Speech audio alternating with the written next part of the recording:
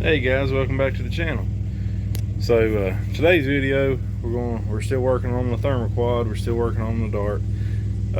So I took it out after we got it tuned the other day. Running pretty good. I took it out for a drive, and it's running a lot better. It's got a lot more power than it did.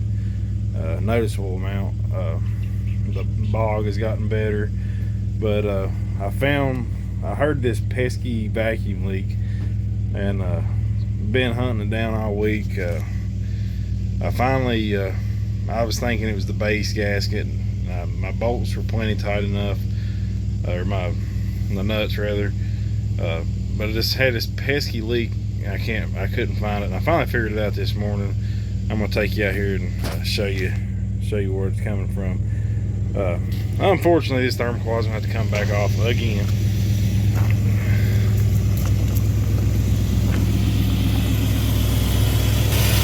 Alright, so you can't hear it when it's just running. You can't even hear it when you're going down the road. It's like a part throttle. You just barely get on the gas. You can really hear it. Once you get through that certain spot, it goes away. Right there, it goes away.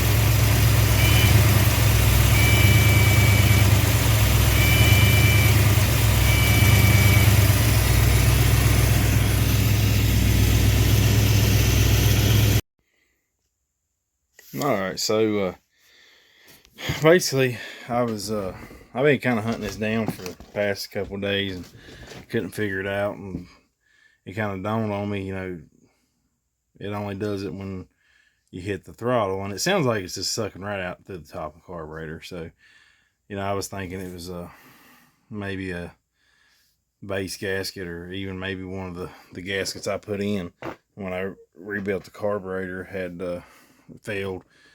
But it seems to me like it would be all the time. So I just kind of kept digging into it, and then I noticed when you hit the gas, especially with your hand on the throttle linkers, there's ever so little, there's a small amount of play in it.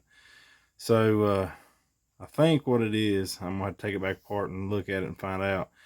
But I think that the primary shaft, butterfly shaft, is worn out, and it's causing a vacuum leak.